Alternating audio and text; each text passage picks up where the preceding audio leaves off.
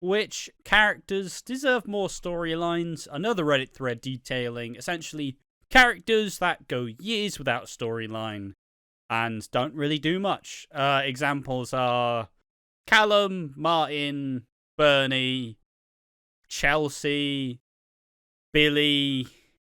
Aaron, for example, when she was there. Yeah, exactly. She would get used about By Highway. Once. But yeah, just a video discussing. Well, it's an issue with soaps where the extras are obviously there. Well, not necessarily extras, but like, you know, the supporting cast are there to kind of make the stories go along, add conversation, like add exposition to the stuff. But fundamentally, they can't all have fucking huge storylines, and very occasionally these more supportive characters will get a big storyline, like Martin in 2019 when he became a bad boy for a while. That was fun. And then he had the Ruby storyline, which was also interesting. But you know, then you have more of the main characters like the Whitneys, like the Ben Mitchells of the previous era, like the Grey Atkins, you know, like the Phils, the Sharons, the Cats. Well, maybe not Cat. Cat's been a pretty supportive character lately, but, you know. Point being, the characters who are the most prominent and have the most attention put towards them. So, let's get into this one. Just like an example I would have is a character like Shrimpy. Shrimpy's never given a storyline. Fucking give him a storyline, lads. Hey, Shrimpy's got more screen time over last year than he has in the last 10. How did he make his debut? I want to know that. I don't know. Did he just show up one day on set? Well, no. Did he just wander into the set? Be like, "Can I be on the show, lads?" Sure, fucking whatever your name is. Come on in. But at least he gets fact checked. Like, he'd get around and do nothing, just to go, hey, I fucking do that. Yeah. 1K. Fucking grand. As much as I love EastEnders, I'm frustrated with how many dormant characters there are on the show. It feels like storylines are handed to the same characters each year. What the hell happened to Martin? His last major storyline was when Ruby was still on the square. Yeah, that was a while ago. Callum, Bernie, Chelsea, Billy, Ian and Peter. I don't know how we can go years without any kind of storyline for these major characters. I mean, it's just a simple fact of being on a soap. You really can't. Like, you would love to be able to be like, oh, yeah, they got good storylines. Some people are just more favoured, you know?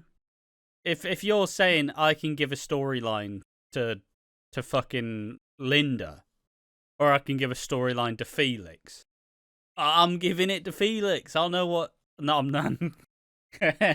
Oh, we are cheeky bait and switch. Giving it to Linda, aren't I? I just want to say, like, it's the thing if you do not want characters to be overstaying their welcome. Because if you just give Martin storyline after storyline after storyline after storyline, he's going to get tiring. Like, a famous example for this is Mick Carter. Yeah, Mick Carter, Whitney, Ben. Ray. Yeah, like, and it is a prime example because, look, it's why I think the reception of the Ben Mitchell character has become so exhausted, because at the end of the day, it was always 1 to 100. It was never like, 1, then 5, then 10. You know, it was just like, fucking 1 mil shaved this fucking head, here we go. Like, there was no progression with it. It just went, I'm in pain. And it's like, okay. And it's like, yeah, but I'm in more pain than everyone else. Like, yeah, alright. I'm still in pain. It's been 5 years. Oh, fucking hell. Can this character just get a break, please? And it is simply the case of why you can't just keep giving them sad storylines over the course of their time on the show. Because at some point, you just don't fucking care anymore. Alright? If it's like the fucking... What's the boy who cried wolf?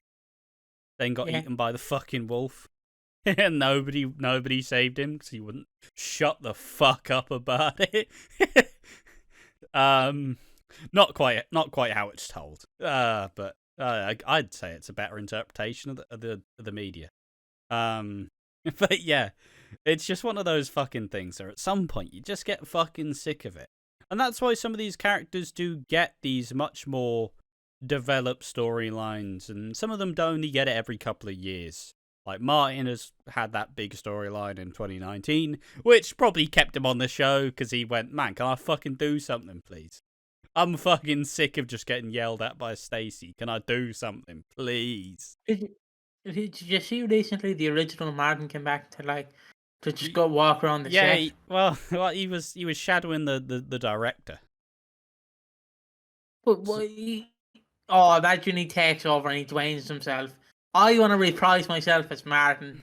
I'm slotting myself in as Martin. Fuck off, James Boy.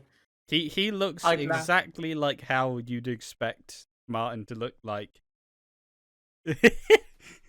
He's allowed to have gotten a bit fat. That's fine, but he looks fucking weird. He looks alright, but he just looks like a 40-year-old man. He's the most like middle-aged, like British man I've seen in my life.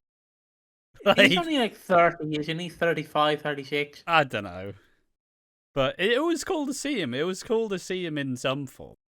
It's always interesting to see what the recasts are doing. Well, the original like actors are doing from the recasts. But it was good fun. It was good fun to see him back, even if he wasn't there. It would have been funny if they like just had him on screen for no reason, and then all of the like secret James Alexandro fans are gonna be like, they put him on screen. He's definitely gonna come back now. It's like no. It was just a bit of fan service. You know what'd be funny is like, like if they do a flashback scene, just bring him back. Do a flashback scene like they do with Fat Boy. Oh my god! Don't get him to shave his beard at all. Just fully old man. Pauline, he's fucking. I'm sorry. Full fucking beard. Oh yeah. All right. Someone says, Martin recently left to visit Michelle. Doubt he'll have much to do when he returns, other than the occasional mention of his invisible kid with Stacey. What, Arthur? Wait, no, Arthur's Cushes. I don't fucking remember who's. Stacey's got a lot of kids. Callum and Bernie are now surplus to requirements and can easily be written out. There'd be no major loss to the show. I think that Callum could have a proper impact. But it's just whether they use him or not. I was a big fan of Halfway, or whatever his fucking nickname was. Yeah. I'm a big fan of Callum. I was a big fan of Halfway, though. It is the same character, like.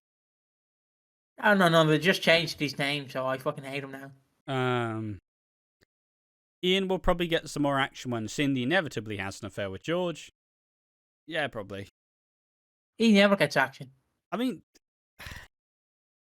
I think it's also, it turns into a how much is enough. And in a lot of these instances, even the little scraps that are given aren't enough for a lot of people because they just went, oh, fuck you. Like, I think Ian's received a lot of interesting storylines since he's come back. But like, yeah, sure, he may just fart around every now and then. But as a whole, he's doing pretty good for himself. I'm sure at some point, once you've gotten all the really big dramatic storylines, I'm sure at some point you just go, can I just chill for a bit, please? I'm tired of crying fucking 10 hours a day. Can I get a break, please? Maybe it doesn't, some actors are always wanting to do some really cool stuff, and I respect that, but I feel like at some point you'd kind of be like, you know what, I'd just give me a break, please. Let me fuck off. And I respect it. Let's see if anybody else really said anything interesting. Possibility for a new love triangle between Peter, Lauren, and Penny. I think that will happen, personally. Billy has now become a secondary main character. He'll appear in the middle of big storylines, but I doubt we'll be seeing him front and center of one anytime soon until he leaves. As with Ian, he's had his big filler storylines over the years. I mean, they've genuinely just brought in Billy's dad. And he will be getting a big storyline. And Billy also did still get a very big storyline of Lola dying, which he played a big role in. Like, I don't know. I don't think it's as dire as people kind of talk about. What happened to Billy's dad? Is that going nowhere? No, it's just been set up and it's been left to the side for now. It'll resurface in a bit. Someone has a big old little statement. Sometimes it feels like we have a bit more characters like Lofty or Ethel that are there to add to certain groups, but never directly. The problem is that EastEnders has had literally decades of throwing trauma after trauma on specific characters. Now they need to kind of remain in the loop, or it creates a draining dynamic. Take Callum, for example. Back in 2022, some were saying he should have got the rape instead of Ben. That's a really weird way to talk about it, but fair enough. But think about what happens after the rape. He has to deal with the consequences, and then what about the following year? He can't be given a storyline as big as that, then tossed to the side. For the actor himself, he'd surely desire an equal amount of material going forward, not utilising Callum more. After that would make people question why he was given it in the first place.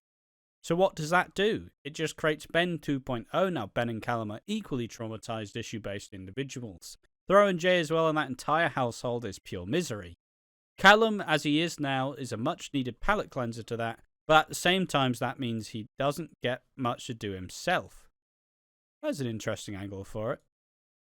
Yeah, just don't like the way how you described it, like he was going to get fucking bored. He should have got the rape. Me first.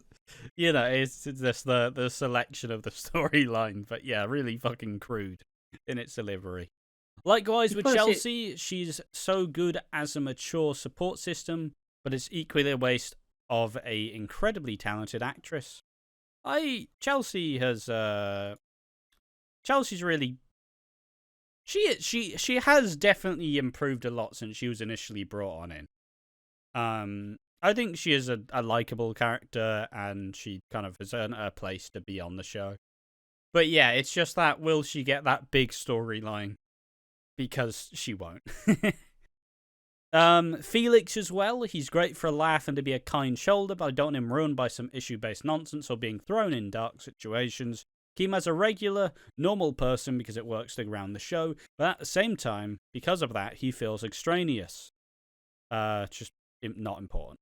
And overall, it's a constant struggle, but I don't think she'll ever be able to properly balance it out. I mean, it is a hard thing to balance completely, because you need more characters to make the world feel lived in. Because, you know, you want people to fucking talk to other people, you know, get some exposition, see what's happening, see what's changed, move forward the storyline. But, like, I don't know, some characters are always just, I don't want to say like are typecast to certain roles, but they are certainly kind of trapped in a mold, which is how the producers see them or how the writers see them. Like, I mean, the biggest example is probably Sam Mitchell, where since like 2007, she's not progressed as a character whatsoever. She has been the same. Well, you're not being nice to me all day. Well, I've stolen 50 grand from you. And it's like, why? Are you going to settle down? Are you going to be a better mum? Nah. Nah. Like, there's been no progression for the character. It's just she's been slightly kinder. And it's a big struggle. But ultimately, yeah, you are just at the whim of the people who write and produce your stuff, unfortunately. What else? What else is here? Martin was non-existent. Now they've written him out for a non-disclosed period of time. The cast is pushing 100 characters, and there are just too many to give screen time. They need to cull 4/5 of that cast just make a stand with the best of them. I'm actually surprised if they don't. It's only to save money of having these guys on full pay without actually doing anything. I don't know. I don't know. Really. Like, you do want a big cast on a soap because you like cycle characters in and out. So it means that characters don't get stale. But also, if you're just not going to use the characters in a way of trying to fucking cycle them out and they're still just doing the same shit over and over again, at some point it just gets a bit tiresome. But I don't necessarily... I don't know. It's a really weird predicament, honestly. Like, there are characters who I'd love to see get more storylines. I'd love to see Priya and Ivani get proper storylines since they were brought in. I'd love to see Peter, Bobby and Anna finally getting their time in the sun to actually be a couple, but even then they're going to be a background relationship. Like, I do love the Six stuff, but a lot of the stuff around the Six, like, otherwise feels a bit secondary. But it's just the hard part of trying to balance and pace a show like this. What do you reckon? Who deserves more storylines? Shrimpy. I brought him up. It's yours for storyline. But Peter as well. Yeah. I feel like Barney. I'd love to see a Barney storyline. Barney can actually act now. She seems like a lovely lass. Jean is getting a storyline, which I'm happy. Jade is getting a storyline, which I'm happy. But again, I know it sounds mean, but I do love the fucking storyline with Dean, where everyone's like, "Yeah, Jade, woo! Am I getting praise? You're a rapist, Dean. Aw, fuck am I getting praise Dean. now? No, you're still a rapist. Aw, when can I get praise? You never." I just love it. I just love it. I know you're not supposed to, but I just fucking love it. Like, he's like a child who always comes. He never gets his due. Yeah, he's like, he never comes first. He always comes like 10th. Then he's like, guys, I finished the race. No one gives a shit about you. Derek finished like 30 minutes before you. Fuck off. Oh, I fucking hate you guys. It's the least favourite child. I think it's a thing that we're never really going to be able to get to do, simply because no matter who gets the storylines, it's never going to be enough for some people, as some people hold certain characters on a fucking pedestal. So it's like, Ben getting a storyline every fucking 3 months, like, just everybody's like, "No, please, just make it stop, please. I can't be dealing with this anymore." But, like, if fucking... Like, when, let's say, Finley got more than his exit storyline, you know, some people are going to be like, why the fuck's Finley getting this fucking storyline? He's fucking shit. I don't know why he's Scouse, but, yeah, it's just, like, ultimately, I don't necessarily have favourites anymore, because the way we do this, it doesn't really breed favourites. I'm more so just seeing the show as a whole. But, like... it's really hard because, look, if I was writing the show, I'd give my favourite character all the storylines. I'm not gonna lie. You know, I'm not doing it for the betterment of the show. I'm getting all the stuff I want to see because I'm a prick and I have my own stuff that I like. I just imagining you fucking writing the show. Ian Beale, you're now gay. What? Everybody's now gay. Everybody's now queer. Get over it. Everybody's now. Yeah, everybody's now gay. Are you ready for the Max Branning trans character? Whoa. Maxine Branning, welcome back. He just has a He just has a little wig on. He has a little wig. He doesn't shave the beard. He has a little wig on, and he speaks in a higher pitched voice. He's like, "Hello, hello." I don't know why I was singing fucking Bee Gees, but like all of my points still stand. Essentially, the viewers are never going to be happy because their favourite isn't going to get used unless their favourite is Suki and Eve or Ben and Callum or Phil, Sharon. They're not in that top tier elite. So if they're not in that top tier elite, they can always do with more storylines. But if they are in that fucking high elite, wanting more storylines is fucking taking the piss because they're already on top of the world. All right. See, I look at it funny because obviously I know people don't like me. Like people don't mind me, but obviously people don't like the fact that I kind of like I don't agree with Dean, but I like Dean because he's a fucking because he's a child who never wins, and it's the child who's forgotten. So I love characters like that, like where guys, I actually changed my underwear. Yeah, but Jade won the Olympics.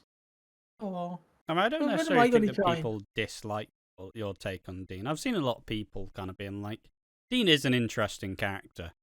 All right. Yeah, I just thought it was negative because it's not all negative, mate. Just remember that not many people actually give a shit about us. Like, ultimately, a very small selection of the people who are fans actually like us. The other people just like the EastEnders being talked about in a way. Or Hollyoaks. Like if Talking Walford and Soap Study made these videos, they'd be like right over there. But no, we're the only ones other than Walford After Dark or whatever. So. But yeah, again, it's just I agree with it. You always want to push your favourites, but you can't do it. Because again, a favourite example for us, of course, go back to it, is wrestling. You always want to push your favourites, but, not everyone wants to watch a Zack Ryder fucking feud. Not everyone wants a Mason Ryan feud or a Maven feud. Even just in wrestling, even just in EastEnders terms, like...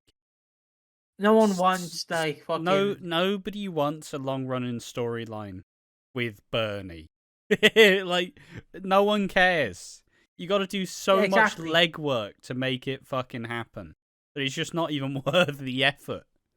Because you just go, this is shit. I've had enough. But if I was running the show, as I called her, Big Effing Mo would have all the storylines. She would be a part of the 6. It would be now the 7 women. Like, I just imagining Big Mo covering the fucking body. Oh, it'd be hilarious trying to set it off. She'd fucking slip and fall on it. Whoop! Ah. I just love Big Mo. I can't describe my love for her. She's just like a lovely human. But yeah, enough of my fucking praise of Big Mo. I guess this is the end of the episode. I've been trying to buy. Yes. Hello.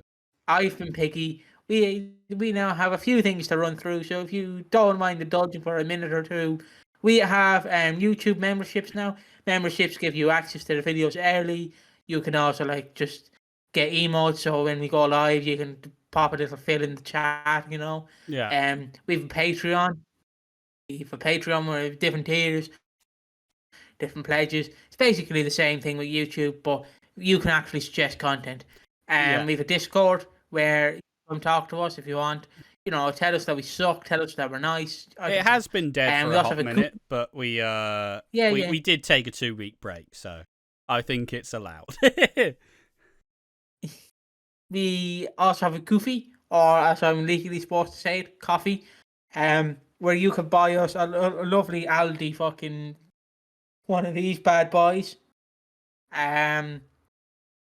Excuse me. That's all. I think that's all the things to run through. I suppose if you want wrestling, go over to One More Match, 182. One More Match. 182. Thank you. I forgot about One More Match. Exactly. I forgot. It's the Dean Wicks of the fucking channel, isn't it? Yeah, but nothing bad happened there. Guys, am I getting mentioned? No, stay in the corner, wrestling channel, stay in the corner. Maybe today. No. But No. yes, tell us what you think. Which characters deserve more storylines? Who are your favourites? Who are your least favourites? Who do you love to see getting, like, oh, fucking, that's it for the big storyline? And, like, no. Tell us in the comment section down below. Thank you for watching. We've been watching Walford. Make sure to join us in the next one. Bye-bye.